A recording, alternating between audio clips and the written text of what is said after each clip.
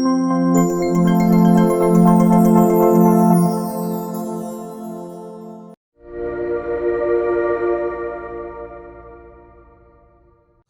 стрессийн талаарх бид нар стресс гэж юу болох, түүний учир шалтгаан, за үр дагаврын талаар авч үзсэн. Энэ удаагийн сэдвээр бид нар стрессийг хэрхэн зохицуулах вэ гэдэг сэдвийн хүрээнд ярих гэж байна. За тэгэхээр энэхүү сэдвээр стресс одоо сая бид нар хэлсэн дээ. Стресс гэж юу юм? Ямар хортой үр дагаварт хүргэж болох юм. Тэгэхээр эдрээс бид нар сэргийлэх шаардлагатай. Тийм арга замуудыг сурч мэдэх хэрэгтэй. Тэгэхээр ямар зүйлүүдийг хийснээрээ бид нар стрессээс өөрсдөө сэргийлж стрессийн байдалд орохгүй байх гэж байхгүй. Тэгэхээр тэрийг зохицуулж болох юм бэ гэдэг талаар авч үзье. За тэгэхээр ер нь бол стрессийг яг стрессийн нөхцөл байдалд ороод ирэхээр зохицуулах шаардлагатай юм. Тэгэхээр тийм биш. Ер нь стрессийн нөхцөл байдалд ямар хариу үйлдэл үзүүлэх вэ гэдгийг хүн суралцах хэрэгтэй. Тэгэхээр стрессийн өмнө, стрессийн явцад стресстэй яг тулсан үед стрессээ зохицуулсны дараа тодорхой хэмжээнд стресс үүсгэж байгаа нөхцөл байдлыг шийдсэний дараа бас ямар хариу үйлдэл үзүүлэх вэ гэдгийг авч үздэг байгаа. Тэгэхээр энэ 3 үе шаттай. Энэ 3 үе шатанд бүх стрессийн өмнө болон дараа нь ч гэсэн бид нар арга хэмжээ авах шаардлагатай байдаг байна.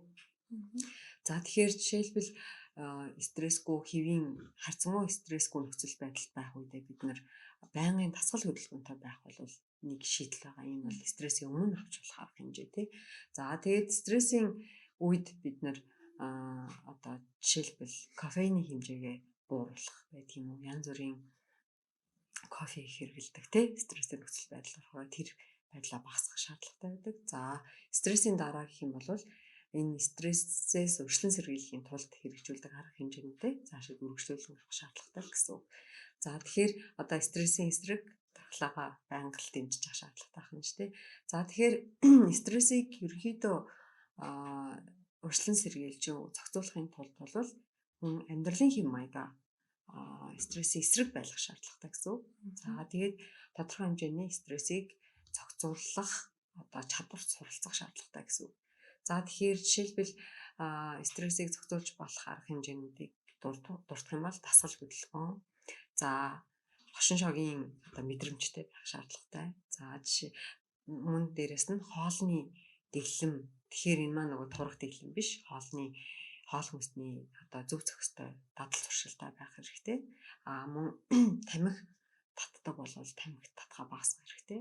Нойрны зөв хэмнэл хөвшлийг бүрдүүлэх шаардлагатай. Мөн дээрээс нь ойр дотны гэр бүлийнхэн, найз нөхдийнхөө хэрэгтэй цагтанд тэдгээрийн дэмжлэгийг авдаг, хэрэгтэй үед нь дэмждэг байх шаардлагатай. Мөн өөртөө итгэх итгэлийг нэмэгдүүлэх, альваад шийдвэр гаргахдаа тэрэндээ бүрэн хариуцлагыг өөр төрөй авдаг байх хэрэгтэй. Мөн альваа зүйлийг даван туулахад өөрийгөө бэлтгэх, сургах шаардлагатай. За тэгэхээр эдгээрийг нэг хүрчлэн авч үзье. За тэгэхээр хамгийн түрүүнд нь дасгал хөдөлгөөн гэж бид хэлсэн. Тэгэхээр дасгал хөдөлгөөн маань хамгийн түрүүнд өнөх бид нар хичээл дээр ярьсан стрессийн нөхцөл байдал маань хамгийн түрүүнд хүний бие махбодыг зүрх судасны системд товтолдог. Зүрх судасны системд нөлөө үзүүлдэг, сөрөг нөлөөлөл үзүүлдэг гэсэн. Тэгэхээр эсрэгээрээ дасгал хөдөлгөөн хийх маань энэ зүрх судасны үйл ажиллагааг дэмждэг байх нь. За тэгээд тухайн яг стресстэй нөхцөл байдалд хийх дасгал хөдөлгөөн байгаас гадна ерөнхийдөө дасгал хөдөлгөөнтэй хүн маань стрессийг даван туулах чадвар сайтай байдаг. Тухайн хүний стрессийг даван туулах чадварыг нэмэгдүүлдэг гэсэн.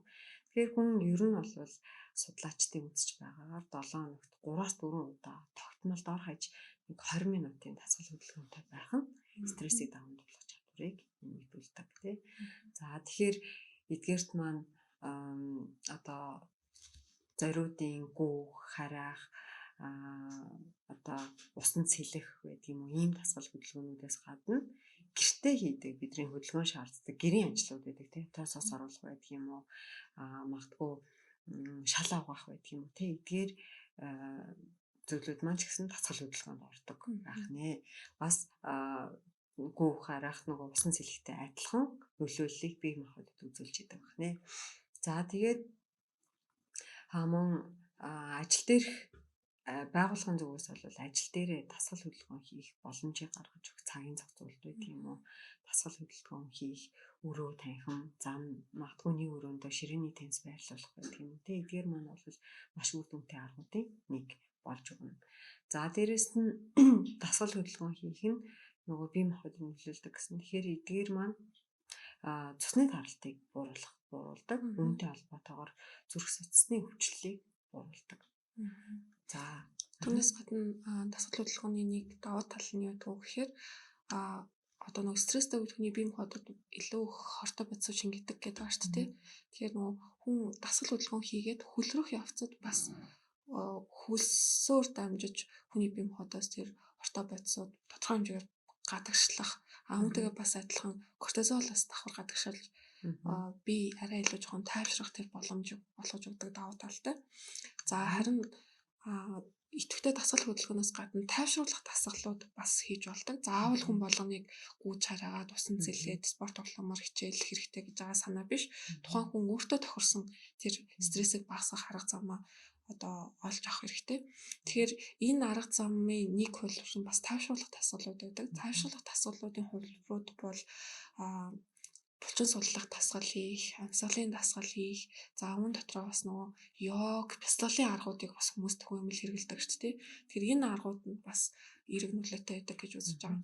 За стрессийг бууруулах арга хэмжээний бас нэг амьсгалын дасгалын хувьд бол судлаач Якл стрессийг судалж явах явцдаа амьсгалаа аажмаар аваад аажмаар гаргах нь өөрөө стрессийг бууруулахад үр дүнтэй байдаг гэж тайлбарлсан.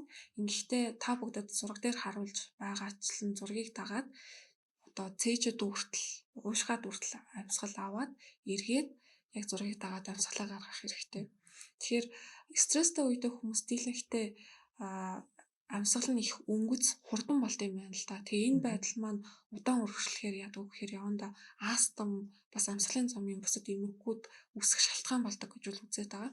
Тиймээс ер нь болж өгвөл өдөрт яг энэ одоо зургийг хараад дасгал хийж ивэл амьсгалын дасгал хийж ивэл хүн одоо илүү тайван болоход бас нөлөө үзүүлдэг ахны гэж ойлгож байна. Тэгэхээр дасгал хөдөлгөөн хийхдээ нэг зүйлийг анхаарах шаардлагатай. Тухайн хүн яг өөрийнхөө дуртай дасгал хөдөлгөөнийг хийх хэрэгтэй. Тэгэхээр эхлээд бол магадгүй дасгал хөдөлгөөн хийдгүү хүмүүс бол энгийн алхмуудаас эхлэх хэрэгтэй тий.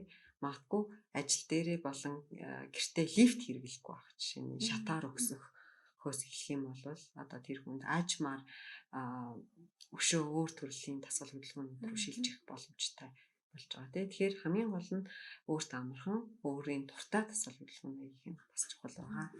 За тэгэхээр дараагийн нэг одоо хөвшүүлэх тийм зүйл дадал бол инээд хөөр гэж байгаа. Тэгэхээр нөгөө хошин шогийн мэдрэмж хүнд чухал гэдэг. Хэрвээ одоо олон тооны судалгаануудаар энэ одоо инээс одоо хошин шогийн нэвтрүүлэг үзэх байдаг юм уу? Инээдмийн кино үзэх зэрэг наргантай яриа сонсох тэгж инээс нь тэр цусны даралтыг бууруулдаг үр дүнгуудыг харуулсан байгаа тийм. Тэгэхээр эдгээр маань нэг судалгааны үр дүн байгаа.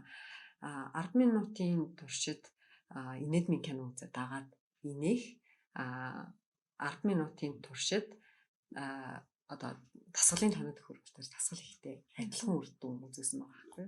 Тэгэхээр ганцхан дасгал хөдөлгөөн хийгээд гэдэг юм уу те нойроо зохицуулах бусад юм биш. Энэ нөгөө бидний анзаарахгүй байдаг магадгүй заримдаа өдөржингөө хөмсгөө зангидаад бид нар явчихдаг. Тэгэхээр энэ инээд хөөр нэг сайхан одоо инээгээд авах маань ийм их эерэг үр дүнд хүргэдэг бахнэ. Тэгэхээр инээд хөөр маань хид хидэн арга замаар хүн тусалдаг. Тэгэхээр магадгүй бидний сэтгэл шимшрүүлсэн байдаг юм уу? Одоо уу гашуу давтуулмаар зарим үйл явдлыг хүн бас эргээр харахад тусалдаг байдаг тий тусалдаг. За гэхдээ эдгээр одоо ийм хошин яриа ярихдаа тухайн нөхцөл байдлаа мэдэрч бас одоо ярих шаардлагатай. За дээрэс нь яг хүнд хэцүү байгаа ийм сэтгэлээр унсан мэдрэмж төрж явах үедээ одоо орчноосоо тэр яг тэр нөхцөл байдлаас төрж гисэн холдох шаардлагатай. Дахиад тухайн нөхцөл байдлаа арай өөрөөр харахын тулд тухайн нөхцөл байдлаас холдоход эдгээр зүйл маань тусалдаг тий. За тэгэхээр дараагийн нэг хүчин зүйл маань хоолны дэглэм байгаа. Тэгэхээр энд маань дэглэм бариатай гэсэн бол биш. Тэгэхээр ямар төрлийн хүнсний бүтээгдэхүүн хэрэглэл бид нарын бас стрессийг нэмэгдүүлдэг болон бууруулдаг вэ. Тэгэхээр үр тариа одоо жимс ногоо өөх тосгүй цагаан идэ хэрэглэх нь стресст эерэг нөлөө үзүүлдэг. Тэгэхээр стресс их хэмжээний стрессцэн үед бид нар Б аминдын дутагдалд орж идэг. Одоо Б аминдын алдчихидэг гэсэн. Тэгэхээр эдгээр хүнсний бүтээгдэхүүнд маань Б аминд агуулгаддаг учраас эдгээрийг ер нь байнгын хэрэглэж авах маань нэг болон болов бүгдийг хэрэглэж авах нь стресс эерэг үр дагавар одоо үр дүн авчирдаг байна. За дээрэс нь өөх тостой хоолныхоо хэрэглээг бууруулах шаардлагатай. Өөх тостой хоолыг шингээхийн тулд бие махбод илүү их ачааллах шаардлагатай. Энэ маань бас стрессийг нэмэгдүүлдэг нэг хүчин зүйл болдог. За дээрэс нь ус их хэмжээгээр уух нь бас бие махбодын стрессийг зохицуулахад эерэг нөлөө үзүүлдэг. За үүнээс гадна бид хэдийн одоо ганцхан бидний биш дэлхийд даяараа хэрэгэлдэг кофеины хэмжээгээ болж өгвөл кофенийг хэрэглэхгүй арилгах шаардлагатай тий амьдралынхаа хэм маягаас авчих шаардлагатай. Тэгэхээр кофеин маань зөвхөн цай кофенд агуулгадаг юм уу гэхээр тийм биш. Бидний одоо бараг өдөр тутамдаа хэрэглэж байгаа фаст фудны дагалдах кола байна тийм үү тий. За бид нар шоколадыг бас маш их хэрэглэдэг. Шоколад нь агуулгадаг. Зарим төрлийн за энержи дринкүүдэд одоо энергийн ундаануудад агуулгадаг. Мөн зарим төрлийн одоо ханиаданд дуудаг бидний сироп маягийн юмуд байдаг тий. Зарим төрлийн тайвшруулах үйлчилгээтэй, тураах үйлчилгээтэй бэлтгэлүүдэд кофеин агуулгадаг. Зарим төрлийн хүнсэнд агуулгадаг. Тэгэхээр бид нар бол мэддэггүй маш их хэмжээгээр кофеинийг хэрэглэж идэг. Тэгэхээр бид нар унтахаасаа одоо ойрхон унтахтайгаа нэг 4 цагийн 3 цагийн өмнө кофе уудагч байт юм уу, шоколад иддэг байт юм уу, кола уучих юм бол магадгүй бидний нойронд нөлөөлөхийг үгүйсэхгүй тий. Тэгэхээр эдгээр кофеины хэмжээгээ багасгах шаардлагатай.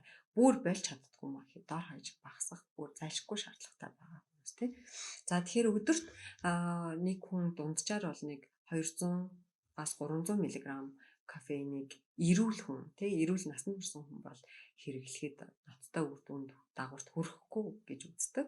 Гэхдээ хэрвээ 200-300 мг кофеин гэдэг маань ер нь бол 2-оос 3 аяга кофе гэх юм уу тий 7-8 лаз кола гэх юм уу эдгээртэй зөвөрлж болно.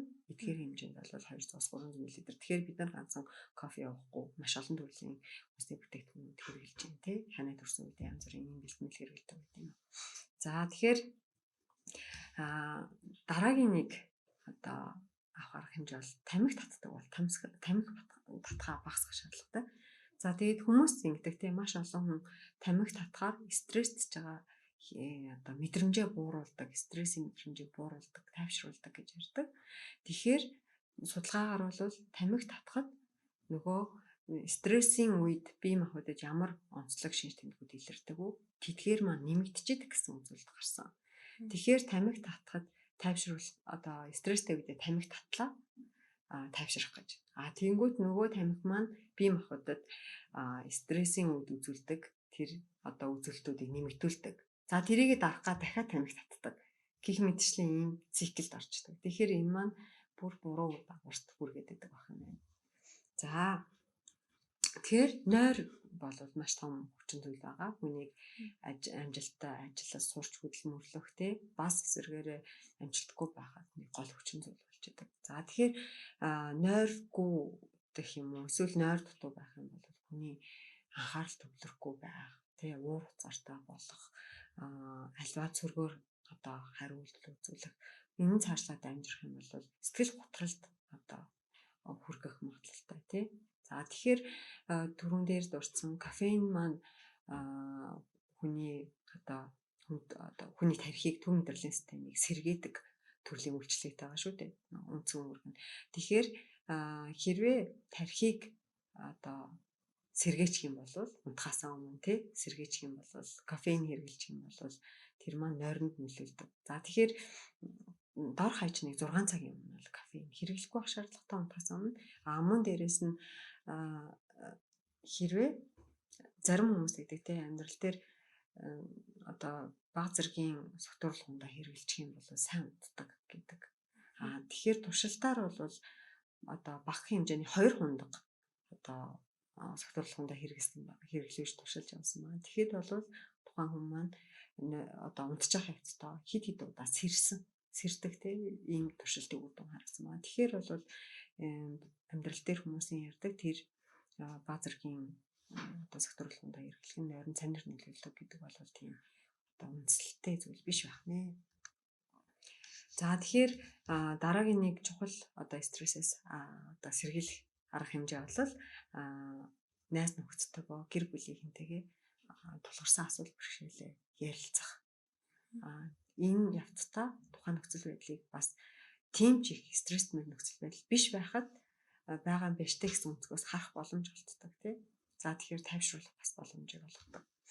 За дараа нь бол өөрийгөө хүчирхэгжүүлэх буюу альва ажил дээр болон хувийн амьдралдаа гарсан асуудалд одоо шийдэл олох тий шийдвэрлэх оролцоотой байх тэр одоо нөхцөл байдлыг хянах тэрийг өөрийн гартаа авах хэрэгтэй хүн. За тэгэхээр ажил дээр нэгэн стресс үүсгэж байдаг хүчин зүйл маань бол ажилтнуудад өөрсдөд нь би тухайн нэг байгууллага ажилтан байлаа гэхэд надтай холбоотой шийдвэр гаргах гэж яхад оролцож чадахгүй байх бол стресс үүсгэдэг нэг хүчин зүйл болдог. За тэгэхээр тэр байгууллагт аль болох идэвх санаачлагтай байх тий тэрэнд бол санаачлагыг гартаа авах аль боломж байна. Тэрэнд бол идэвхтэй оролцснороо энийг багасгах боломжтой. За дараагийн нэг хүчин зүйл бол энэ маань зөвхөн стресс биш амьдралын бусад олон зүйлд маш их үр бүтэмжийг авчирдаг. Өөрийн аливаа асуудлыг даван туулах чадвараа нэмэгдүүлэх шаардлагатай. За тэгэхээр энэ даван туулах чадвараа нэмэгдүүлнэ гэдэг маань зөрчилдөөнийг шийдвэрлэх чадвар суралцах, аливаа нөхцөл байдлыг одоо шийдвэрлэж сурах. Гэхдээ бүх нөхцөл байдлыг хүн шийдвэрлэж чадаад байдаггүй. Тэгэхээр нөгөө шийдвэрлэж чадахгүй нөхцөл байдлыг хүлээж авахд бас суралцах гэдэг зүйл маань хамрагдаж байгаа. За тэгэхээр ажлын байран дээр стрессийг. Тэгэхээр ажлын байран дээр стрессийг бууруулахаар бид нар яг Монголын нөхцөл байдалд илүү яаж энэ аргачлалуудыг хэрэгжүүлэх вэ гэдгийг бас бодож үзэх шаардлагатай болно. Мэдээж хэрэг байгууллагын онцлогоос шалтгаалаад бас ялгаатай байна. Тэгэхээр өмнөх судалгааны үр дүнгуудаас хараад байхад ажлын байран дээр ажилчдаа зориулаад дасгалын өрөө байгуулах, аль эсвэл дасгалын цаг тусгаалan ажлын цагаас нь гаргаж өгөх юм уу. Энэ байдал маань өөрөө эргээд ажилчдын бүтээмж болон ажлаа таслах байдлыг нь бууруулахад нэлээд үр дүнтэй байсан байдаг. Тэгэхээр заавалчгүй дасгалын цаг дээр дасгал хийх ёстой, бүгдээрээ хүчээр хий гэдэг байдлаар бас тулгах биш, бас хувьд сонголт мэдээж үлдээх ёстой. Гэхдээ дасгал хөдөлгөөн хийдэг идэвхтэй одоо амьдралын хэм маягтай ажилтан илүү бүтээмжтэй, илүү одоо ажилдаа тууштай ажиллана гэдгийг санах хэрэгтэй. За түүний дараагаар бас хүүхэд эцэг их болон эцэг ихтэй гаргах цаг, халамжлах цаг гаргаж өгөх нь бас ач холбогдолтой. Тэгээ манай нөхцөл байдалд бас ялангуяа залуу хүмүүс юм чин гэдэг байдлаар илүү олон цагаар ажиллах байдал их гардаг тийм. Гэтэл эргээд залуучуудын хувьд хүүхдээ харж хандах, цэцэрлэг сургуульд нь хүргэж өгөх авах, за түүнээс гадна настай эцэг ихтэй анхаарал тавих цаг гаргах шаардлагууд толгорч идэг. Тэгэхээр энэ байдалтай хүн сэтгэл ханамжгүй болоод ирэхлээр эргээд ажилдаа сэтгэл ханамжгүй байх явандаа энэ байдлаас үүссэн стресс маань ажлын бүтээмжид нөлөөлөх бас сөрөг үр дагавартай байдаг учраас илүү цагаар ажиллаж байгаа ажлын ачааллаа бас харгалзаж үзэж явах ёстой. За ажил амралтын цагийг нь бас зохистой барихад анхаарал хандуулах ёстой. Тэгэхээр нөгөө байгууллагын хувьд дийлэх байгууллага дээр анзаарахтаж ажиллаж байгаа зүйл бол тэр хүний одоо ажилтны хувийн амьдрал, ажлын амьдралын цагийг одоо тэнцвэртэй хадгалах гэдэг нь ерөөсөө үргэлж хоёр тавигдчихэдэг. Хамгийн түрүүнд байгууллагын ашиг, байгууллагын одоо ажил үүргэх гэдэг асуудлыг үргэлж нэгт тавьдаг байдал харагддаг учраас ажлын бус цагаар ажилтнанд ачаалал үүсгэх, за илүү цагийн хүсгүйгээр ажилуулах гэх мэтчлэн байдал түгээмэл байдаг. Тэгэхээр энэ маань өөрөө яах вэ гэхээр эргээд дахиад ажлын одоо бүтээмжид сөргөөлүүлдэг, эргээд ажилтан ажилласаа гашрах, ажилласаа гарах үр дагаварт ч гэсэн хүргэж болох эрсдэлтэй. Тэгэхээр сайн бөгөөд туршлагатай олон жил ажилласан ажилтнаа хадгалж авч үлдэх бас бүтээмжийг нь илүү хадгалахад энэ аргачлалуудыг хэрэглэхийг одоо олон улсын судалгаанууд, Монгол дахь судалгаануудаас санал болгож байгаа юм уу? За харин тасна баярлалаа.